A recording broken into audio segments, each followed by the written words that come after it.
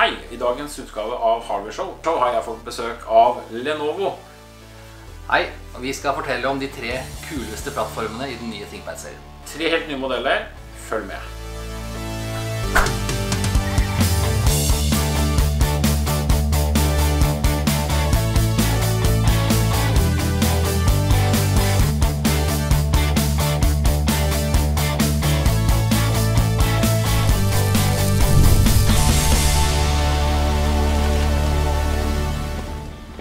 Hei, og velkommen til en ny utgave av The Hardware Show. Og i dag har jeg fått med meg et celebert besøk i studio, nemlig Øystein Nordstrøm, produktsjef i Lenovo Norge.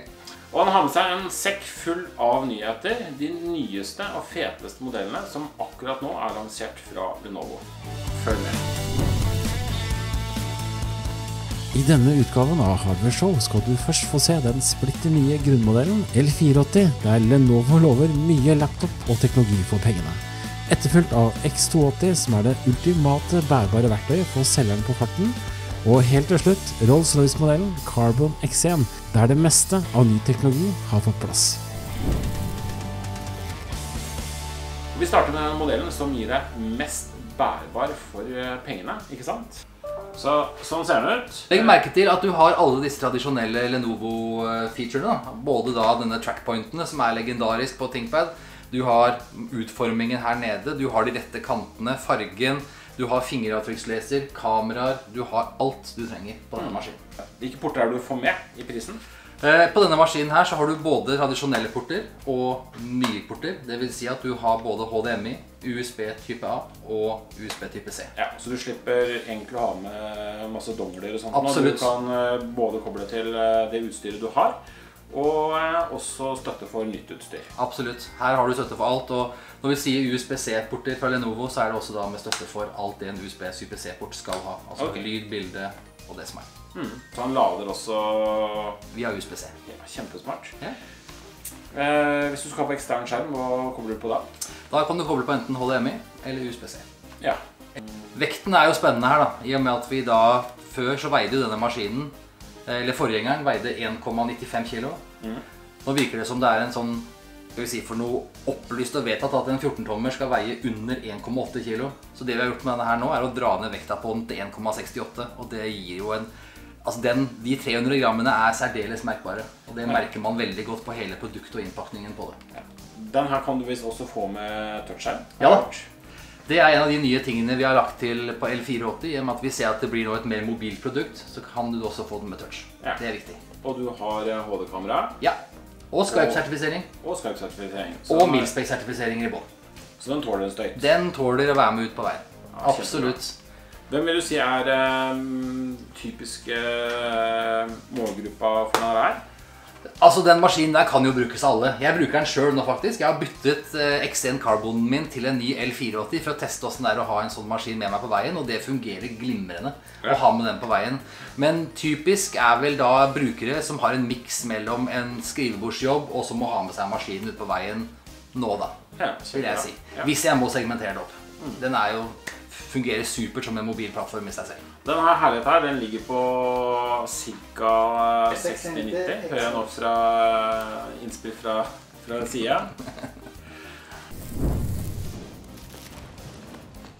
Da skal vi gå videre til neste maskin som du har med deg, som er en ultraportabel for deg som er ute på veien mye og farter, typisk selger eller en som flyr litt fra møte til møte. Absolutt. Yes. Og hva heter modellen? Her har jeg en helt ny maskin som vi kaller for ThinkPad X280. Og det er jo da en 12,5 tommer, så der er det jo størrelsen fysisk mindre enn den foregående. Og man ser jo at vi har gjort veldig mye også her for å dra ned vekt og størrelse på maskinen. Ja, jeg kjenner at den veier jo litt mindre enn den første. Den der ligger på 1,16 kilo, så der er det jo ganske utrolig hva vi har klart å pakke inn i denne maskinen der sånn. Størrelse på skjermen, det er 12,5 tommer. Ja. Perfekt for portabel. Ja, for Road Warriors er det perfekt. Yes. Ja. Jeg bruker en sånn 12-tommer selv, og er jo veldig fornøyd med det, og synes det er fantastisk å ha noe som er enkelt og greit å ha med seg. Nei, jeg er over 40 da, så jeg har gått over til 14-tommer. Jeg ser jo ikke så godt lenger. Nei, Men det ganske imponerende hva de har fått på porter der også da, til å være en så liten maskin, i og med at du da også her har Thunderbolt, du har fått på HDMI-port, du har 2 USB-type A-porter, så du har jo ikke... Altså det litt fint med denne maskinen her sånn, for man har ikke tatt bort noe, selv om maskinen fysisk veldig liten, så har man ikke tatt bort noe funksjonalitet i det hele tatt på maskinen. Ja. Og jeg ser at du også har, i tillegg til HDMI, så har du også vanlig 2 porter standard USB. Ja, og det må vi på en maskin som skal inn i det markedet som Lenovo opererer i, så må man ha det vi kaller for da legacy-porter, for det så mye ekstrautstyr ute hos kundene våre som bruker normal eller USB-type A, som den normale USB-tilkoblingen, og begynne å bygge PC-er i vårt marked uten det ville være veldig mot sin hensikt. Ja, for det å bruke masse dongler og sånt nå, det bare hassle. Det noe som alle som vet, som bare har noen få porter med USB-C.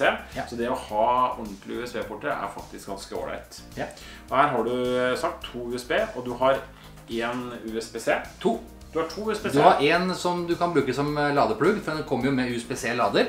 Og så har du en Thunderbolt-port som sitter da i tilknytning til docking-konnektoren her nede. Ja. Så den har både støtte for en vanlig mekanisk docking, og både kabla Thunderbolt-dock og USB-C via et kabel også. Ja. Og en ting som jeg synes veldig ålreit, det at det både HDMI og mulighet for USB i forhold til det å koble til skjerm. Ja. Jeg bruker gjerne USB-C for å koble til skjerm på skrivebordet, men kommer du ut i møter, så den HDMI-en veldig grei å ha, for da typisk at man ikke får koblet seg på, for de som har møterom har ikke overganger og sånne ting, og det å ha HDMI, da du større grad sjanse for å lykkes med det. Absolutt. Andre ting på den maskinen den har også IR-kamera.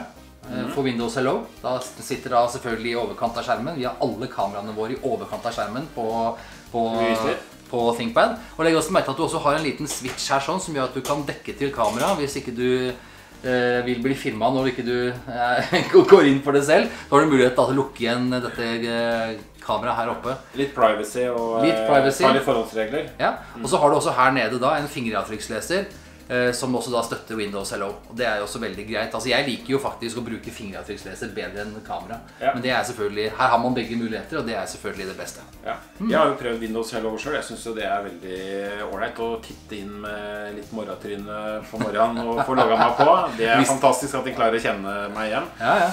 Men det veldig praktisk. Og denne her har selvfølgelig også da Skype-sertifiseringer, Mealspace-sertifisering. Alt det som skal ligge i bånd på en ThinkPad har denne maskinen. Selv om den liten og lett, så virker den faktisk veldig, veldig solid, og det jo bygget meget solid. Ja. Hva prisen på den her? X280 begynner på rundt 11,5. 11,5? Ja. Det en god, hyggelig pris. For en ultraportabel maskin så vil jeg si at det en meget god pris. Yes. Da går vi videre til neste, og da har du tatt med selveste Rolls-Roycen deres.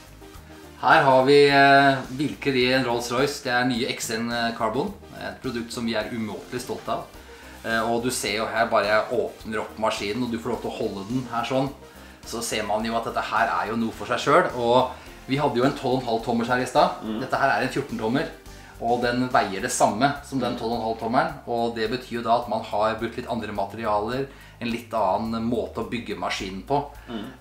Og dette her for de som skal være på veien til enhver tid og skal ha det beste, både når det gjelder byggekvalitet og utstyrsnivå, ikke minst, for det jo litt skiller på hva slags porter det for eksempel. Ja. Den her med touch? Den kan fås med touch. Det nytt av året. Før så måtte man da kjøpe en XN Yoga for å få touch. Nå har man touch på sånn her. Hva vil du si om den her?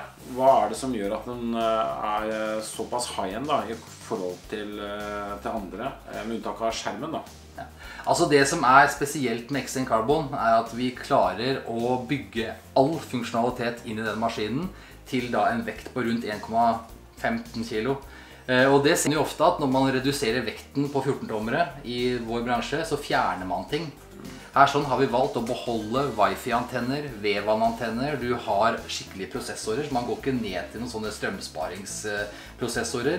Du har støtte for 16 GB med minne, du kan kjøre PCI Express, altså den har alt Så har man også dette her med kamera, som vi også fremdeles klarer på denne maskinen. Man ser hvor tynn den rammen her oppe.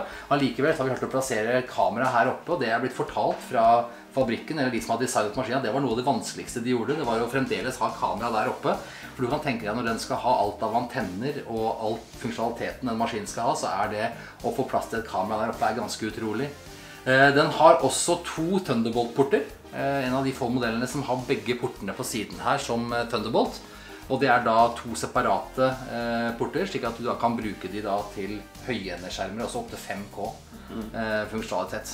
Jeg ser at du har jo vanlige USB-porter også, så på den her også, så det er noe som på en måte følger nesten alle modellene, som dere har valgt å gjøre. Altså det er jo noe av det vi har funnet ut gjennom vår markedskontakt, er at vi må beholde det vi kaller for legacy-port. Vi har USB type A, vi har HDMI, vi har til og med jackplug, tro det eller ei, på denne maskinen, på andre siden. Og i det hele tatt, og materialene man bruker her er jo da karbon, derav navnet. Vi har også gjort et par ting med tastaturet på den, som gjør at folk som bruker dette tastaturet på denne maskinen vil merke at det er en litt annen feeling på den enn på de andre. Jeg klarer ikke helt å sette fingeren på det selv, men det er for et eller annet. Og du har altså da full funksjonalitet også da på det. Så i det hele tatt en ganske fantastisk konstruksjon som drar inn veldig mye awards når den er ute på test hos pressen eller på messer eller hva det måtte være for noe. Og vi kommer da til å fortsette å pushe hva som er fysisk mulig med dette X1 Carbon-konseptet vårt. Det var veldig kult design på den. Veldig tøft, må jeg si. Ja. Legg også merke til at den har selvfølgelig fingeravtrykksleser denne her også, og du har alle muligheter. Det som også er litt spesielt med den, at du faktisk kan få den helt opp til 25-40 oppløsning på skjermen. Så hvis du er virkelig ute etter en høyende skjermopplevelse, så kan du få den med 25-40 oppløsning, og du kan få den også med HDR, som da går på kontrastnivået på skjermen. Så absolutt, og det at man også da faktisk har mulighet for en mekanisk docking på en ultraportabel maskin i denne størrelsen. Det at det er SIM-kort også, så denne her er... X1 Carbon må ha alt. Den er en skikkelig mobil enhet. Ja. Og prisen for denne Rolls-Royce-modellen deres, det er... Starter på 13,490. 13,490 X-moms. Ikke gærent heller. Det var jo bare noen få modeller som Lenovo har kommet med. Dere har ganske mye utvalg. Vi har maskiner for alle typer brukere i ThinkPad-serien og også på andre plattformer. Men det vi drar frem i dag er jo, eller det vi har vist i dag er jo mest for pengene, ultraportabel og Rolls-Royce. Rolls-Royce, ja. Yes. AGS er en platinum-partner på Lenovo. Så vi har veldig gode priser, og det vil du merke snart når vi har fått ferdig vår nettbutikk, nye nettbutikk. Der vil disse modellene ligge med ganske hyggelige priser nå, og ikke så veldig lenge. Ha det bra! Ha det godt!